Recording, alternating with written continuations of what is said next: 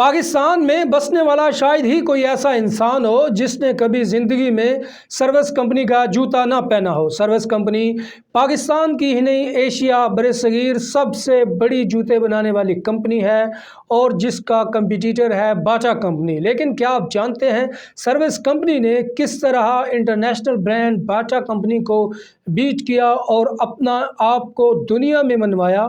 کیا آپ جانتے ہیں یہ کمپنی جو 3 دوستوں نے شروع کی تھی، یہ تینوں دوست نالائق تھے، معاشی طور پر کمزور تھے، لیکن اس کے باوجود انہوں نے سروس جیسی کمپنی کیسے بنائی اور اس کو کن کن مشکلات کا سامنا کرنا پڑا؟ سروس شوز کی کہانی۔ جب 3 دوستوں کو فوجی بوٹ بنانے کا آرڈر ملا، سروس شوز کا نام انگریزی میں رکھنے کے پیچھے کیا دلچسپ کہانی تھی، یہ سب کچھ میں آپ کو آج کی ویڈیو میں ہی بتانے جا رہا ہوں۔ میں ہوں آفتاب ابراہیم اور آپ میرا فیس بک اور یوٹیوب چینل دیکھ رہے ہیں۔ ہمیں جفت سازی جوتے بنانے کا نہ کوئی علم تھا، نہ ہی کہیں سے ٹریننگ حاصل کی، صرف اپنی غلطیوں سے سبق سیکھنے کی کوشش کی۔ تمام مہارت محض گہرے مشاہدے اور ذاتی تجربے پر مبنی ہے۔ کامیابی کے لیے اتنی محنت کی ہے کہ اب جفت سازی ہماری زندگی کا مقصد بلکہ زندگی کا حصہ بن گئی ہے۔ یہ الفاظ چودھری محمد حسین کی کتاب میں جفت ساز کیسے بنا سے لیے گئے ہیں، جنہوں نے اپنے 2 دوستوں نذیر محمد اور محمد سعید کے ہمراہ سن 1940 کی دہائی میں service shoes service industries limited کی بنیاد رکھی تھی۔ آج اس کمپنی کا شمار پاکستان اور خطے کی جوتا تیار کرنے والی بڑی کمپنیوں میں ہوتا ہے۔ زمانہ طالب علمی کے ان 3 دوستوں کا تعلق نیم متوسط گھرانے سے تھا اور ان میں ایک قدر مشترک یہ تھی کہ انہوں نے کبھی یہ نہیں سوچا تھا کہ مستقبل میں وہ اس شعبے سے منسلک ہو جائیں گے۔ نصف صدی سے طویل اپنے سفر میں پاکستانی کمپنی نے مقامی مارکیٹ کے علاوہ برآمدات کے ذریعے یورپی ممالک میں بھی اپنا سکہ منوایا۔ لیکن یہ سب کیسے ممکن ہوا؟ دوسری عالمی جنگ اور برصغیر میں کاروبار۔ دراصل یہ کہانی ایک کمپنی کی نہیں بلکہ 3 دوستوں کی ہے، جن کے لیے یہ بہت آسان تھا کہ وہ کسی معمولی سرکاری نوکری سے منسلک ہو کر اپنی زندگی گزار سکتے تھے۔ ان تینوں دوستوں میں سے ایک کا تعلیمی ریکارڈ اچھا تھا، دوسرے کے سرکاری دفاتر میں تھوڑے بہت تعلقات تھے، جبکہ تیسرا بات چیت کرنے کا ماہر تھا۔ صوبہ پنجاب کے شہر گجرات کے ایک گاؤں سے تعلق رکھنے والے محمد حسین کے والد اپنی سرکاری ملازمت سے ریٹائر ہو چکے تھے، لہٰذا اپنے 4 بہن بھائیوں کی تعلیم کے اخراجات پورے کرنا ان کے ذمہ تھا۔ اس ذمہ داری کے تحت انہوں نے لاہور میں ماسٹرز کرنے کے ساتھ ساتھ انشورنس کا کام شروع کیا۔ اسی دوران ان کے بچپن کے دوست نذیر محمد، جو پشاور سے BA کر کے واپس لاہور آئے، بھی ان کے ہمراہ چل پڑے، لیکن بات کچھ بنی نہیں اور دونوں کو یہ کام چھوڑنا پڑا۔ نذیر محمد نے LLB کرنے کی ٹھانی اور پھر وکالت میں مصروف ہو گئے، لیکن بعض وجوہات کی بنا پر انہوں نے وکالت کی پریکٹس بھی ترک کر دی۔ معاشی تنگی کے پیش نظر چودھری حسین کے پاس ایک رستہ بچا جو کہ سرکاری نوکری کرنے کا تھا، مگر مصیبت یہ تھی کہ وہ سرکاری ملازمت سے بیزار تھے، کیونکہ ایک طرف انہوں نے سرکاری ملازمت سے منسلک اپنے والد کی دیانتداری اور مشقت دیکھی تھی، تو دوسری طرف ان کی تنگ دستی اور قناعت بھی۔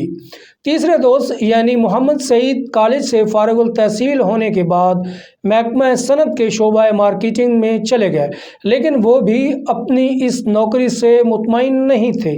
سن 1940 کی دہائی میں اس کمپنی کے آغاز کا احوال چودھری حسین اپنی کتاب میں جفت ساز کیسے بنا میں کچھ یوں بیان کرتے ہیں۔ دوسری عالمی جنگ شروع ہو چکی تھی۔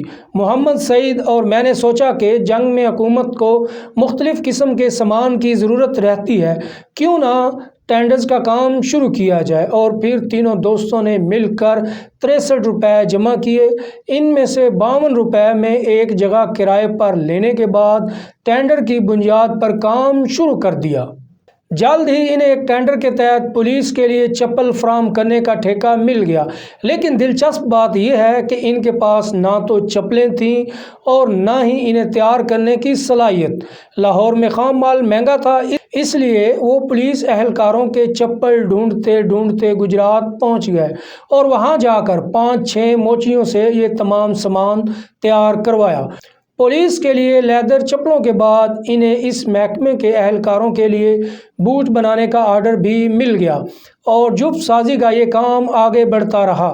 ساتھ میں انہیں مچھردانی، وردی، ترپال اور پیٹیاں فراہم کرنے کے آرڈر بھی ملنے لگے، لیکن یہ کاروباری ماڈل مستحکم نہیں تھا۔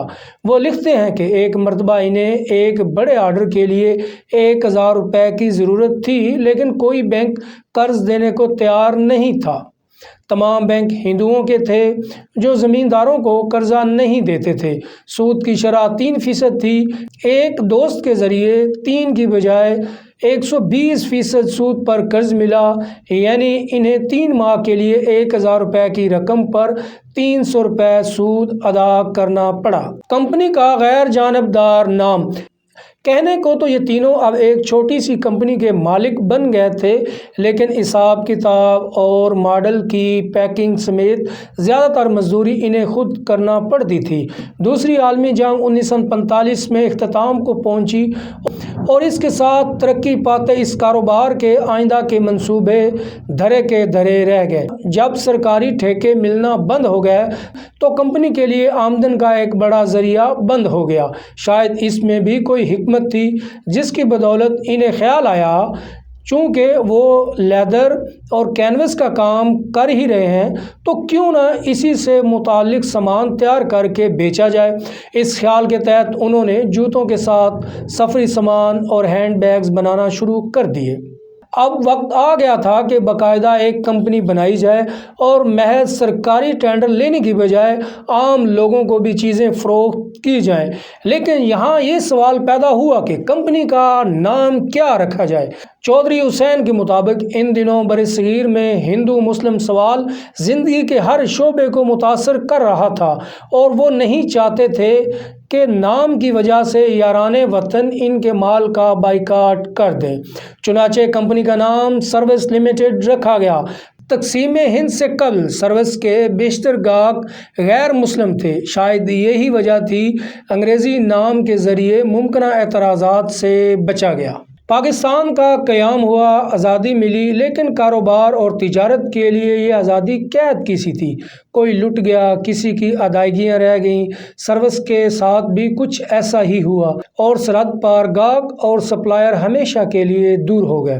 کاروبار کو ہونے والے اس نقصان کا ازالہ کرنے کے لیے انہیں حکومت پاکستان کی طرف سے لاہور مال روڈ پر ایک دکان دی گئی، لیکن کمپنی کے مستقبل پر اب بھی سوالیہ نشان لگ چکا تھا۔ چمڑے کے چپل کے بعد فوجی بوٹ۔ پاکستان کے قیام کے بعد سروس نے دوبارہ حکومتی ٹینڈرز کے کام میں حصہ لینا شروع کر دیا، جہاں کینوس میں ترپال اور چمڑے کے سامان کے ساتھ ساتھ چپلیں بنانے کے آرڈر ملتے رہے۔ لیکن اس موقع پر یہ نئی کمپنی ایک تاریخی موڑ سے ہمکنار ہوئی۔ سروس کو پیشکش ہوئی کہ وہ فوجی جوانوں کے لیے بوٹ بنائے۔ چودھری حسین اپنی کتاب میں لکھتے ہیں کہ ہم تو صرف چمڑے کی چپل تیار کرتے تھے، فوج کے لیے بوٹ بنانے کا کام گورنمنٹ نے باٹا کو دے رکھا تھا۔ بین الاقوامی کمپنی باٹا آج بھی پاکستان میں جوتوں کے لیے مشہور ہے، لیکن اس ملک میں اسے ٹکر دینے کے لیے کوئی بڑی کمپنی موجود نہ تھی۔ وہ لکھتے ہیں کہ سنا ہے کہ ایک بار بریگیڈیئر صاحب بوٹوں کے معائنے کے لیے باٹا شو فیکٹری گئے۔ انہوں نے بوٹوں میں کچھ نقائص نکالے تو مینیجر نے کہا کہ اس سے بہتر بوٹ نہیں بن سکتے، صرف ہم آرمی بوٹ بنا سکتے ہیں۔ بریگیڈیئر صاحب خاموش رہے۔ اس واقعے کے کچھ عرصے بعد ایک حکومت عہدیدار نے انہیں فوجی بوٹ بنانے کا مشورہ دیا اور سن 1950 میں انہیں فوجی بوٹ بنانے کا پہلا آزمائشی آرڈر مل گیا، لیکن لیدر کی چپلیں بنانے والی اس کمپنی کے پاس فی الحال خاص آرمی بوٹ بنانے کے لیے مہارت اور مشینری نہیں تھی۔ انگلینڈ سے استعمال شدہ مشینری منگوائی گئی اور کاریگروں کو یہ مہارت سکھائی گئی۔ یوں سروس فوجی بوٹ بنانے کے میدان میں آن کھڑی ہوئی۔ تقسیم ہند کے بعد ایک مسئلہ یہ تھا کہ اب وہ پہلے کی طرح چمڑا خریدنے کے لیے جلندھر اور کانپور نہیں جا سکتے تھے، اور اس مسئلے سے نمٹنے کے لیے سروس کمپنی نے سن 1954 میں گجرات میں حلال ٹینڈریز قائم کی۔ سیول جوتوں میں غلطیاں پھر غلطیاں۔ کمپنی چاہتی تھی کہ وہ صرف حکومتی ٹینڈر پر انحصار نہ کرے اور وسیع مارکیٹ میں اپنے جوتے متعارف کروائیں۔ انہوں نے عام لوگوں تک رسائی کے لیے فلیکس شوز کے میدان میں اترنے کی ٹھان لی تھی، لیکن عزم اور شوق کے علاوہ سروس کے پاس کوئی منصوبہ نہیں تھا کہ وہ دوبارہ استعمال شدہ مشینری کی تلاش میں انگلینڈ گئے، اور یہاں بھی ان کی قسمت اچھی رہی۔ چودھری حسین لکھتے ہیں کہ برطانوی معیشت پر دوسری عالمی جنگ کے اثرات ابھی باقی تھے۔ وہ چھوٹے سے چھوٹے گاہک سے بڑی خندہ پیشانی سے پیش آتے تھے۔ اسی طرح یہاں انہیں عوامی جوتے بنانے کے لیے بھی موزوں مشینری مل گئی۔ کمپنی نے مشینری اور فن تو سیکھ لیا، مگر ایک بڑی غلطی ہو گئی۔ انہوں نے بیرون ملک مشینری خریدتے وقت جوتے کے فرمے، لکڑی کے سانچے جن کی مدد سے جوتے تیار کیے جاتے ہیں بھی خرید لیے۔ یہ فرمے برطانوی ساخت کے تھے۔ انہیں پہلی مرتبہ معلوم ہوا کہ مختلف نسلوں کے پاؤں کی ساخت میں قدرتی طور پر کچھ فرق ہوتا ہے۔ برطانوی فرموں کی فٹنگ پاکستانی پاؤں کے لیے کچھ ٹھیک ثابت نہ ہوئی، اور یہ غلطی خاصی مہنگی رہی۔ کئی برسوں بعد انہیں پتہ چلا کہ جرمن لوگوں کے پاؤں پاکستانیوں سے ملتے جلتے ہیں، اس لیے وہاں کے فرمے یہاں موزوں ثابت ہو سکتے ہیں۔ یہ کمپنی کی واحد غلطی نہیں تھی۔ کسی کمپنی کے لیے بہترین حکمت عملی یہ ہوتی ہے کہ وہ اپنے گاہکوں کی پسند ناپسند کو پہلے سے سمجھ کر اس کے مطابق اپنی چیزیں بنا سکیں۔ چودھری حسین سمجھتے تھے کہ زیادہ لوگ آکسفورڈ شوز پسند کرتے ہوں گے اور ڈربی شوز کم خریدنا چاہیں گے، لیکن بات الٹ ثابت ہوئی۔ گاہکوں نے ڈربی شوز زیادہ پسند کیے۔ دراصل کمپنی سے منسلک افراد آکسفورڈ شوز پسند کرتے تھے، اور ان کی اپنی سوچ جانبدار تھی۔ اس زمانے میں سروس لوگوں کی پسند ناپسند سے اتنی واقف نہیں تھی۔ وقت کے ساتھ ساتھ انہیں احساس ہوا کہ یہاں لوگ مالی اعتبار سے چمڑے کے جوتے خریدنے کی استطاعت نہیں رکھتے، اس لیے انہیں کینوس شوز بھی بنانا پڑے۔ کمپنی کو جو نقصان سیول شوز میں غلطیوں سے ہوا، اس کی تلافی کافی حد تک فوجی بوٹ بنانے سے ہو رہی تھی۔ شاید اسی لیے انہیں ایسے تجربات کرنے کا موقع ملتا رہا۔ سن 1957 میں سروس نے اپنے ریٹیلر سٹور قائم کرنے کا فیصلہ کیا تاکہ وہ دوسرے برانڈز کی دکانوں کی بجائے اپنی دکان میں جوتے فروخت کر سکیں۔ کینوس شوز بنانے کے لیے جاپانی مشینری اور ماہرین کا سہارا لیا، اور انہیں عملے کی ٹریننگ کے لیے پاکستان بھی بلایا گیا۔ سن 1960 میں گجرات میں نئی شو فیکٹری بنائی گئی، اور اسی دوران فوجی بوٹ، سیول شوز اور ریٹیلر دکانوں کے اچھے کاروبار کے دوران صنعتی ترقی کے خواہشمند پاکستانی صدر ایوب خان نے سروس کی لاہور فیکٹری کا دورہ کیا۔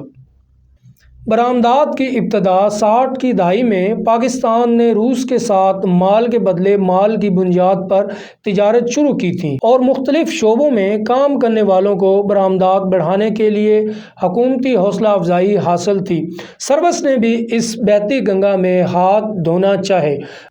ایکسپورٹر کے لیے ان کا ہدف یورپ تھا۔ محمد اکرم سروس گروپ کے سابق ڈائریکٹر ایکسپورٹ ہیں، جنہوں نے 1967 کے دوران گجرات میں کمپنی کے شریک بانی چودھری محمد سعید کو نوکری کے لیے خط لکھا تھا۔ یہی خط آئندہ 50 سے زائد برسوں تک سروس کے ساتھ ان کی وابستگی کا نتیجہ بنا۔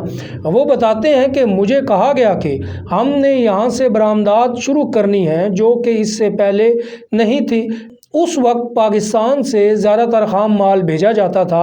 انہوں نے کہا کہ ہم ایسی ہی ایک درمیانی شکل برآمد کرنا چاہتے تھے جسے بعد میں بآسانی ان جوتوں میں تبدیل کیا جا سکے۔ یہ ایسا ہی تھا جیسے روٹی بنانے کے لیے پہلے آٹا گوندھ لیا جائے۔ میں دوسرے ممالک کے سفارتخانوں کو خط لکھنا شروع کر دی۔ خط ٹائپ رائٹر پر لکھ کر اسے ڈاک خانے پوسٹ بھی میں ہی کیا کرتا تھا۔ وہ بتاتے ہیں کہ میری انگریزی کمزور ہی ہوگی کیونکہ میں گجرات سے پڑھا تھا، لیکن اس کے باوجود میری حوصلہ افزائی کی گئی۔ اس زمانے میں سروس نے برطانوی کمپنی ڈن لوپ اور جرمن کمپنی پوما کو اپنا سامان فروخت کرنا شروع کر دیا تھا اور آہستہ آہستہ برآمدات میں اضافہ ہوتا چلا گیا۔ اپنے تجربات سے متعلق اکرم بتاتے ہیں کہ فینکس نامی ایک جرمن کمپنی کے ساتھ سروس کی برآمدات برلن میں موجود مسٹر ڈریسر دیکھا کرتے تھے۔ یہ شخص ذرا کڑوے مزاج کا تھا۔ وہ ہمارا گاہک تھا، لیکن ہم سے اکثر آرڈر میں تاخیر پر شکایت بھی کیا کرتا تھا۔ ہم ان کے لیے کینوس شوز کا ایک آرڈر بنا رہے تھے، لیکن ہمارے ہاں کسی نہ کسی وجہ سے تاخیر ہو جاتی تھی۔ اس نے ہمیں آرڈر دیا اور کہا کہ آپ نے اس میں دیر نہیں کرنی، کیونکہ خطے میں تناؤ کی وجہ سے سوز کینال بند تھی۔ کنٹینر اس زمانے میں سامان کی ترسیل کے لیے مستعمل نہیں تھے اور طویل سفر کے دوران جوتے خراب ہونے کا خدشہ موجود ہوتا تھا۔ ہمارے ہاں وہ مال تاخیر کا شکار ہو گیا۔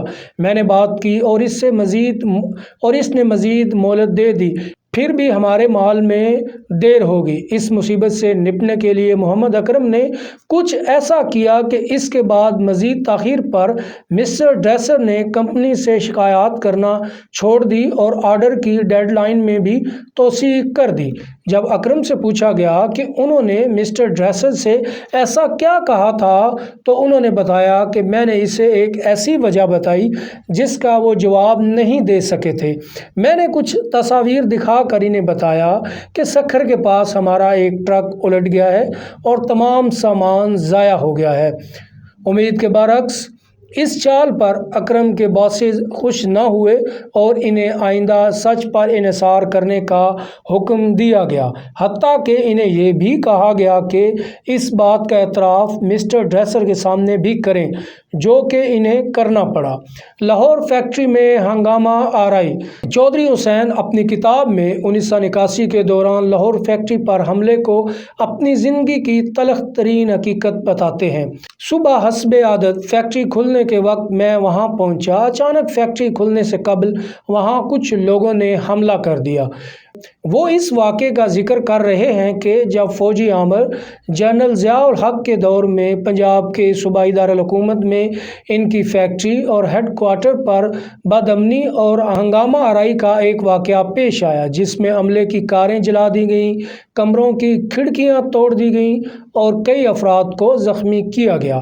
کمپنی نے یہ فیکٹری ہمیشہ کے لیے بند کرنے کا فیصلہ کر لیا اور تمام پروڈکشن گجرات لے جانی پڑی۔ چودھری حسین کے مطابق اس واقعے میں کاریگر نہیں بلکہ باہر سے تخریب کار بلائے گئے تھے۔ یہاں یہ بتانا بھی ضروری ہے کہ ان دنوں میں سروس اور لیبر یونین کے درمیان تلخیاں چل رہی تھیں اور کمپنی سے معاوضوں اور مراحت میں اضافے کا مطالبہ کیا جا رہا تھا۔ کمپنی کے مطابق ان پر دباؤ ڈالا گیا کہ وہ لاہور فیکٹری بحال کر کے وہاں لوگوں کو دوبارہ ملازمت دیں، جبکہ لیبر یونین کا موقف تھا کہ سروس نے انہیں ناکافی سہولیات فراہم کر رکھی ہیں۔ اس ہنگامہ آرائی کے بعد قانونی کارروائی بھی ہوئی، لیکن کئی باتیں غیر واضح ہیں اور آخر میں سب معاملات ایسے طے پا گئے جیسے کبھی کچھ ہوا ہی نہیں۔ سروس بمقابلہ باٹا۔ دنیا بھر کی طرح پاکستان میں بھی کارپوریٹ رائیولری یعنی ایک جیسی اشیاء بنانے والی مختلف کمپنیوں کے درمیان مقابلہ بازی اشتہاروں میں بھی جھلکتی ہے۔ کچھ ماہ قبل ایسا ہی ہوا جب کرونا وائرس کا پھیلاؤ روکنے کے اقدامات کے تحت باٹا نے گاہکوں کے لیے اپنی نئی ہدایات میں لکھا کہ نو ماسک نو سروس۔ پہلی نظر میں تو یہ سادہ سا پیغام معلوم ہوتا تھا، یعنی اگر ماسک نہ پہنا تو آپ یہاں شاپنگ نہیں کر سکتے، لیکن یہ سروس کے وہ سپیلنگ لکھے گئے تھے جو باٹا کی حریف کمپنی کے ہیں، سروس کے SERVIS۔ سروس باٹا رائیولری پر مسٹر اکرم کہتے ہیں کہ اپنے ابتدا سے سروس کی کوشش رہی ہے کہ وہ باٹا کو ٹکر دے سکیں۔ وہ کہتے ہیں کہ شروع میں باٹا کی دکانوں کے پاس سروس کی دکانیں کھولی گئیں تاکہ لوگوں کو اپنی طرف متوجہ کیا جائے، لیکن بعد میں ایسا بھی ہوا کہ مقابلہ اس قدر سخت ہو گیا کہ باٹا کو ان جگہ پر نئی دکانیں کھولنا پڑی جہاں سروس کی دکانیں موجود تھیں۔ یہ مقابلہ تاحال جاری ہے۔